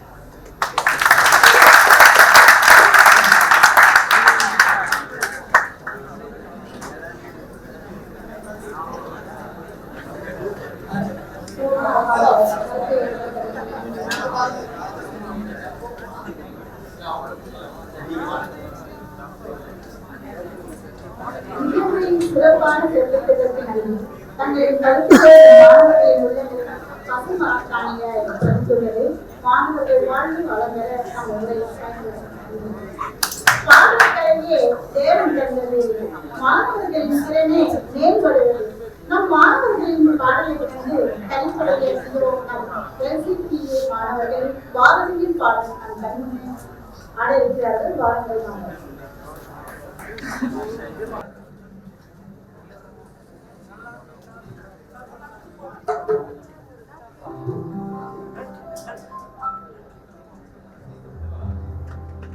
சுற்றும் விழிச்சுடர்தான் சூரிய சந்திரரோ வட்ட கரிய விழி கண்ணம்மா வானக்கருமை கொள்ளோ பட்டுக்கருணீர புடவை படித்தர வைரம் நட்ட நடுநிசியில் தெரியும் நட்சத்திரம் சோலை மலரொலியோ உனது சுந்தர புன்னகைதான் நீல கடலையே உனது நெஞ்சின் மலைகளே கோரக்குயில் ஓசையுனது குரலின் இனிமையடி வாரை குமரியடி கண்ணம்மா மறுவ காதல் கொண்டே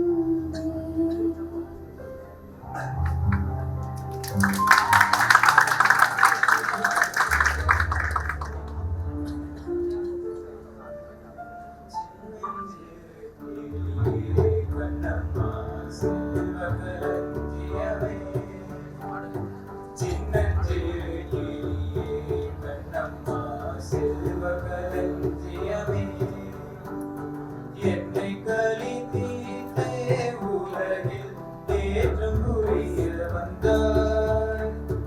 என்னை கலித்தீர்த்தே உலகில் தேற்றம் புரிய வந்தாய். பிள்ளை கனியமுதே கண்ணம்மா பேசும் சித்திரமே. பிள்ளை கனியமுதே கண்ணம்மா பேசும் சித்திரமே. சின்னஞ்சிறு கிளியே கண்ணம்மா செல்வகளஞ்சியமே. சின்னஞ்சிறு கிளியே கண்ணம்மா செல்வகளஞ்சியமே.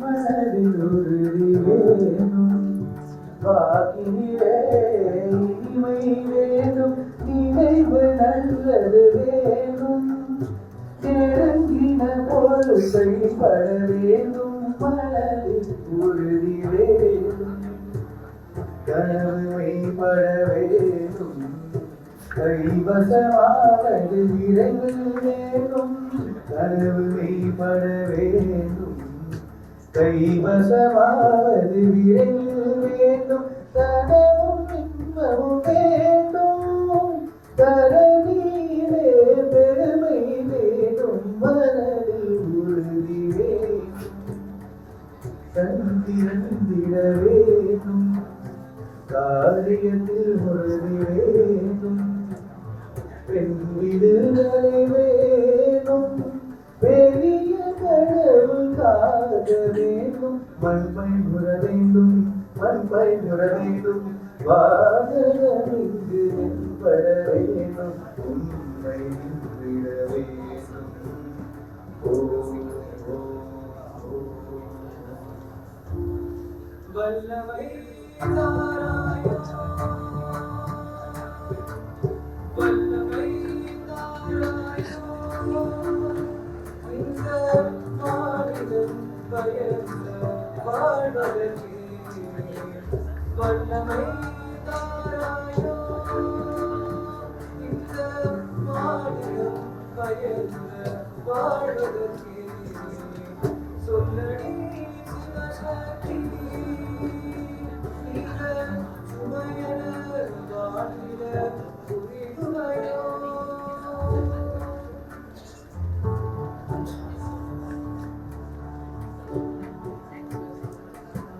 நிற்பதுவே நடப்பதுவே பறப்பதுவே நிற்பதுவே நடப்பதுவே பறப்பதுவே நீங்கள் எல்லாம் சொற்பனதாரோ பரகொற்ற மயக்கங்களோ சொற்பனதாரோ பரகொற்ற மயக்கங்களோ நிற்பதுவே நிற்பதுவே நடப்பதுவே நீங்கள் எல்லாம் சொற்பனதாரோ உமராக போரில்லோ அற்பமாயில்லோ உமராக போரில்லோ நிற்பதுவே நடப்பதுவே பறப்பதுவே நிற்பதுவே நடப்பதுவே பறப்பதுவே நீங்களெல்லாம் சொற்பனதாரோ பரகொற்ற மயக்கங்களோ சொற்பனதாரோ பரகொற்ற மயக்கங்களோ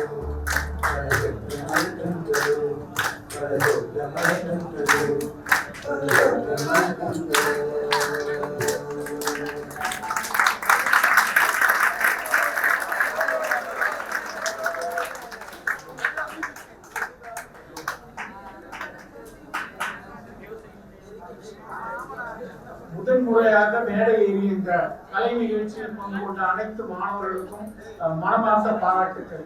There is a saying in English, a journey of 1,000 miles begins with a single step forward. This is a good single step forward. ஒரு 1000 மைல் பயணத்தின் முதல் துவக்கம் இது மிகவும் நன்றாக துவக்கம். நீங்கள் எப்பொழுதும் இந்த பயணத்தில் தொடர்ந்து வெற்றி காண வேண்டும் என்று மனமாக வாழ்த்துகிறோம்.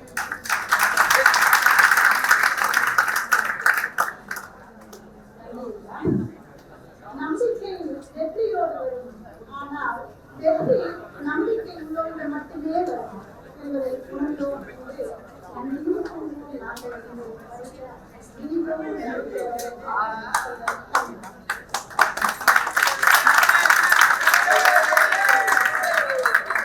நன்றி கொன்றார்க்கும் உய்வென்றாம் உய்வில்லை செய் நன்றி கொன்ற மதற்கு என்னும் வள்ளுவரின் வாய்மொழியில் நுழைந்து இன்று லொயோலா இனிகோ தமிழ் பேரவையுடன் இணைந்து வானவில் பண்பாட்டு மையமும் தாரர்களும் ஸ்ரீ கிருஷ்ணா ஸ்வீட் தாரர்களும் கல்வித்தலம் அனைத்தும் பாரதி என்னும் தலைப்பினை மாணவர்களிடையே கொண்டு சென்றமைக்கு நன்றியினை தெரிவித்துக் கொள்கின்றேன். மேலும் இந்நிகழ்ச்சிக்கு அனுமதி அளித்த நம் கல்லூரியின் செயலர் தந்தை அவர்களுக்கும் கல்லூரியின் முதல்வர் தந்தை அவர்களுக்கும் எனது நெஞ்சார்ந்த நன்றியை தெரிவித்துக் கொள்கின்றேன். மேலும் எனக்குள் பாரதி என்ற தலைப்பில் பேசிய எம் தோழமை அவர்களுக்கு எனது நெஞ்சார்ந்த நன்றியை தெரிவித்துக் கொண்டு இந்த நிகழ்ச்சிக்கு ஒத்துமையாக வந்த எனது தோழமைகளுக்கும் என் சகோதரர்களுக்கும் பேராசிரியர் பெருமர்களுக்கும் எனது நன்றியை தெரிவித்துக் கொள்கின்றேன்.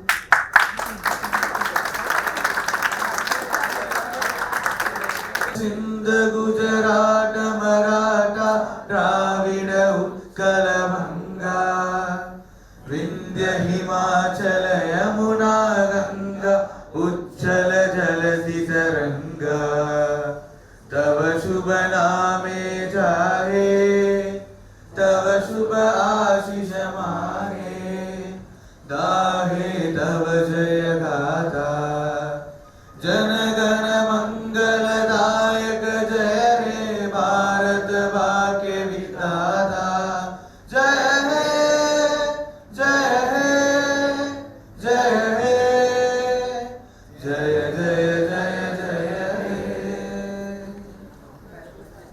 Even before the phrase corporate social responsibility gained significance, it was textured into the group's value systems. And today, this phrase has been redefined by Mr. Murali as citizen social responsibility.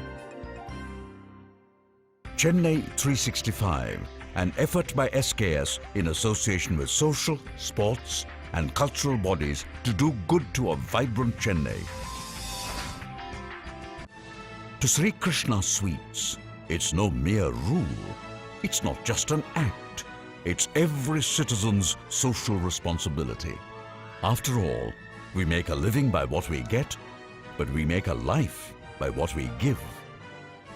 And in the process, create a world where life's best bonds are built with love and care. And in time, they will become our strongest bond.